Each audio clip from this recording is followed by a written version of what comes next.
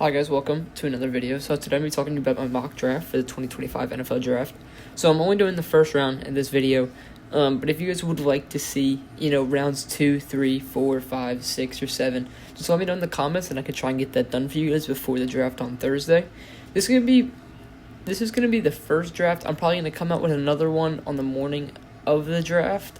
But right now, I have Cam Ward as my first overall selection. This one kind of feels like a no-brainer at this point. I think it's pretty consensus that, he's the best quarterback in the draft. And it shows, and I think he's going to go there. At 2, I have Abdul Carter. I think Myles Garrett wants someone to pass rush along with him. That could easily change, but I think that's what it's going to be right now. And then at number 3, for the Giants, I think at that point, it's a pretty easy pick.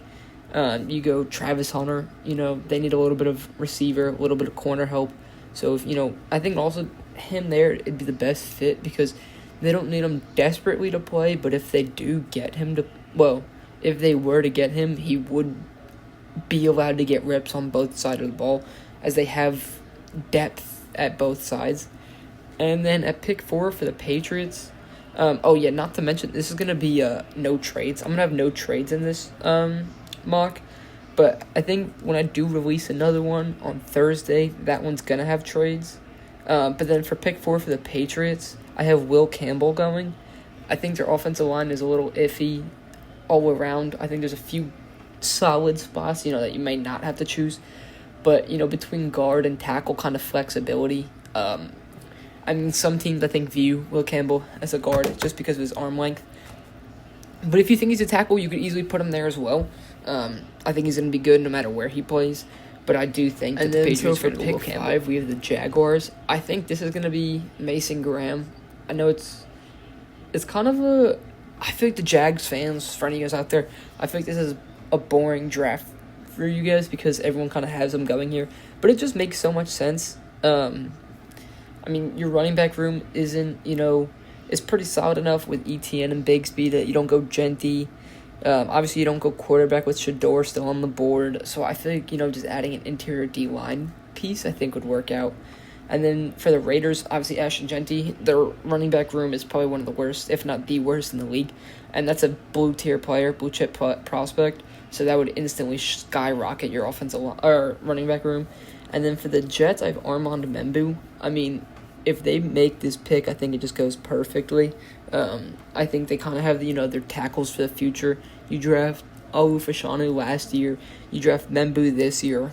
I think you have your left and right tackle for the future. And then the next pick, we have the Panthers. And I have them going Jelani Walker. Their defense is one of the worst. They traded away Brian Burns. You add a few solid pieces, but I think you still need a little bit of help on the edge. And linebacker, Jelani Walker kind of provides a little bit of both in a sense, but he's so versatile. But I do think the Panthers can kind of put him where he wants to be. And I think so. I think that's a good fit for them.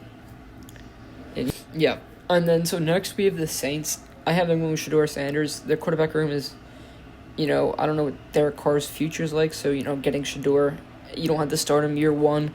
But just letting him learn, I think, would work there in New Orleans. And then the Bears, Shamar Stewart. I know you kind of upgraded, your pass rush a little bit in the offseason, but I think getting someone of his caliber could definitely improve them. And then Kelvin Banks to the 49ers. I don't know how much longer Trent Williams is going to play. So if they could land a tackle, which I think is going to be... I think they're going to go trenches either one way or another.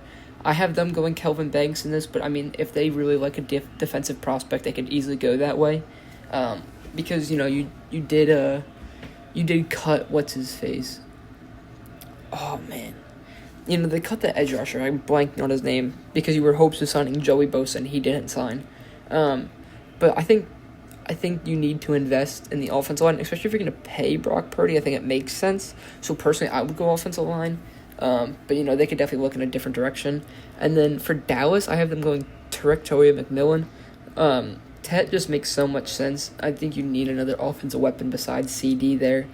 Obviously, Genty's off the board. You could look at Amari and Hampton, but I don't know if they'd be willing to draft a running back with this high.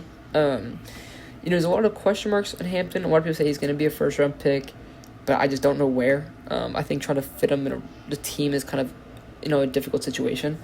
So he may be first. He could be early day 2.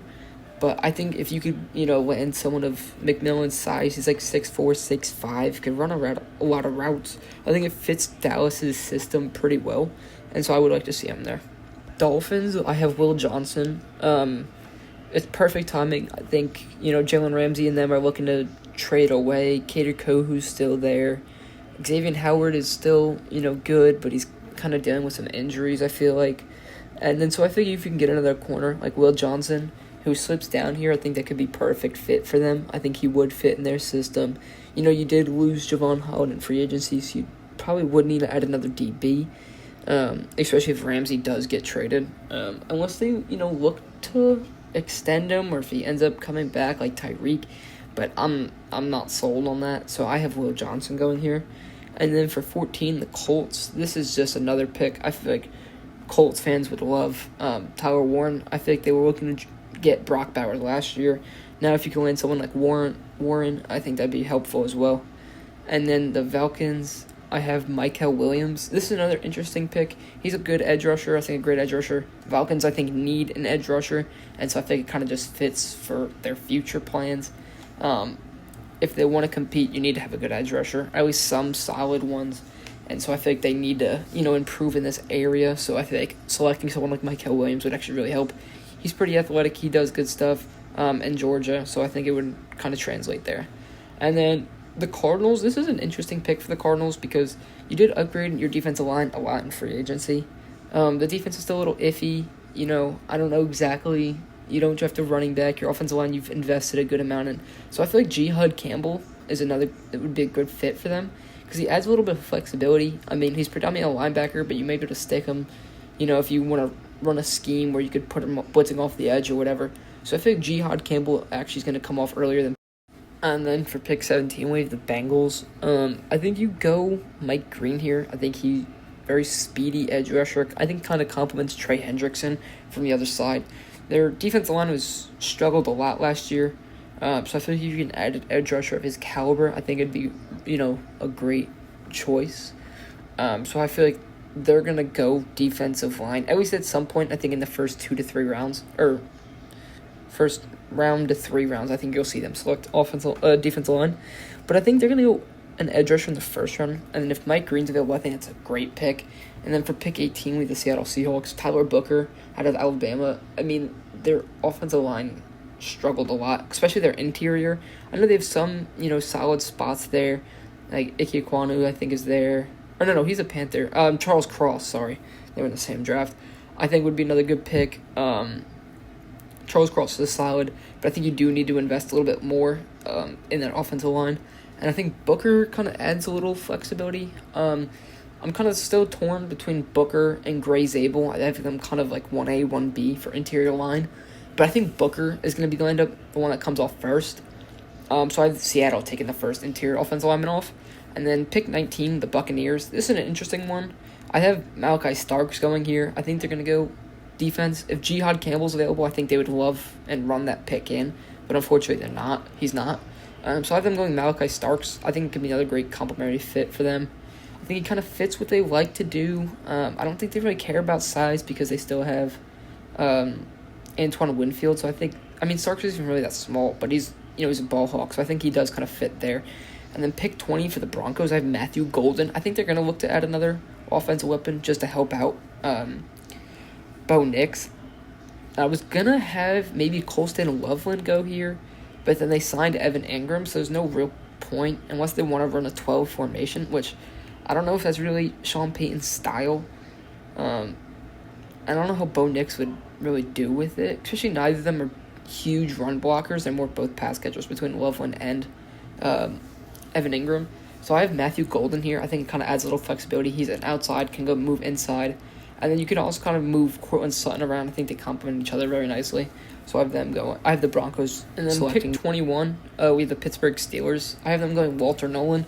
The Steelers are always known, I feel like, for investing in their defense. They do select offense, obviously. Everyone has to. But I think Walter Nolan's a good fit for them. I think they do like to invest in their defense a lot. Cam Hayward's getting up there in age. Walter Nolan, I think, would complement him pretty nicely in the interior. Out of Ole Miss, I think if you kind of find a long-term replacement in Nolan, he also kind of fits their culture and what they're trying to do. So I feel like Walter Nolan makes a lot of sense for them there. And then pick 22, the Chargers, I have Colston Loveland. They were in the running. They were trying to land Evan Ingram. They didn't. Obviously, they signed to the Broncos. So I think they are going to look to take a tight end. And if you could still land Loveland at 22, I think it's a great pick for them. He kind of fits them. He reunites with Harbaugh from Michigan. I think it honestly just the stars kind of aligned for that pick, and I could definitely see him going there. Pick 23, I have Jahdae Barron out of Texas to the Packers. I don't fully know what's happening with Jair Alexander, if he's staying, if he's leaving. I haven't seen anything really yet that's a big tell between the two. So I think if you do end up losing him, you have a replacement in Jahdae Barron. He's a great corner. You can put him in the slot. Outside corner, maybe doable. I'm not totally sure. I think he's more interior, but he's still a great corner. You could definitely try and teach him it if you want him out there. But he's a good pick, I think, for the Packers there. And then pick 24 for the Vikings. This is a dream pick here for me with Nick Emmanwori. I'm personally a big fan of what he's done at South Carolina. And then, obviously, the Vikings lost Cam Bynum to the Colts in free agency. And I don't want to say they're similar, but, I mean, they're both pretty athletic, both pretty big in terms of size. And so I feel like Emmanwori would be an instant replacement and a good one at that. I'm personally a big fan of Emmanwori if he gets drafted to the right team. So this is like my dream fit for him. Everything kind of aligns. I think he'd be a good defensive piece for them. He'll learn the scheme. He'll be fine. I think he'll thrive in this type of situation. So I hope Emmanwori. And he's still, I would think about drafting him over Malachi Starks. It kind of just depends on what the defensive scheme looks for. But I think the Vikings, I would say, if both Starks and Emmanwori were on the board, I think they would go Emmanwori over him. The Houston Texans with pick 25. I have them going Josh Simmons out of Ohio State. They traded away their tackle to Washington in the offseason, so, C.J. Stroud needs protection. I'm surprised they actually even traded him away, but I think the contract was getting a little too pricey for their liking. And then, obviously, future contract extension. So I feel like if you can get that rookie piece and deal with a solid tackle, I think Josh Simmons makes a lot of sense for the Texans. And then pick 26, I have Gray Zabel for the Rams. They traded away Jonah Jackson to the Bears in the offseason. But even then, Gray Zabel, I think, is a great interior offensive lineman. I think they're looking to compete this year.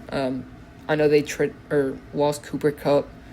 But then you add Devontae Adams. So I think if you're able to, definitely elite solidify that offensive line with Gray Zabel, I think they're going to look to run the ball a lot this year between Kyron. They love to feed on the ball anyways, so it makes a lot of sense. And then pick 27, the Ravens, I have James Pierce Jr. I know he's got the, supposed character issues or whatnot, but, I don't think the Ravens are going to let that stop them from selecting him. So I could definitely see him being there. And then with my next pick, the Lions, I have them going Nick Scorton. I know he's a little undersized and he's speedy, but he's still really quick. He's got that kind of twitch to him. I can see the Lions going for someone. I don't think it's a big deal if you think he's undersized, just because Aiden Hutchinson's a great run stopper on the other side of him. And even that interior D-line, I think, will help him out tremendously. To where I think Nick Scorton kind of is a good pick for them. To where he fits in with the defensive scheme, but he also kind of, creates a different dynamic as well, to where it's a good fit. So I would.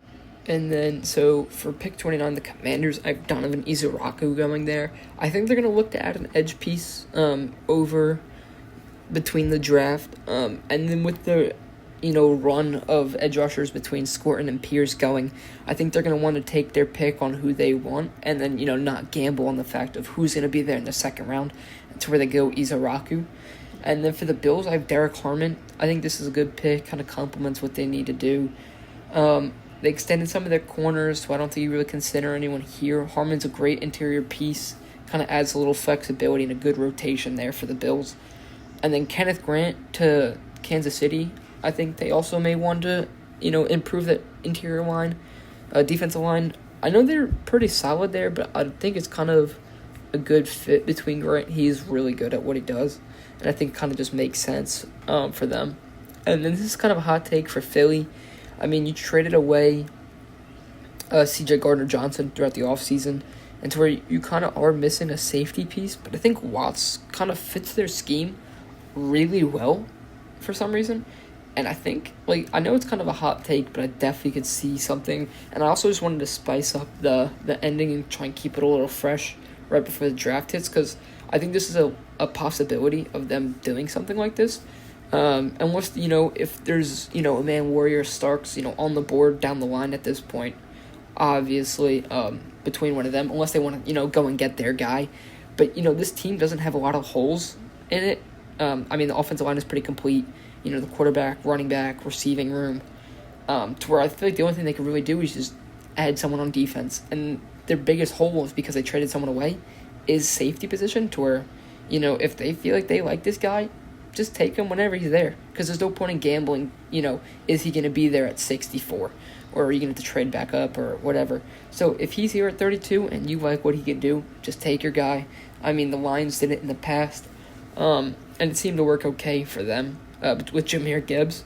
But yeah, so that is my first round mock draft. I will be doing another one with trades probably on Thursday morning. I'll try and release one for you guys. If you guys have any suggestions, comments on it, please let me know. I'd love to hear your feedback down below.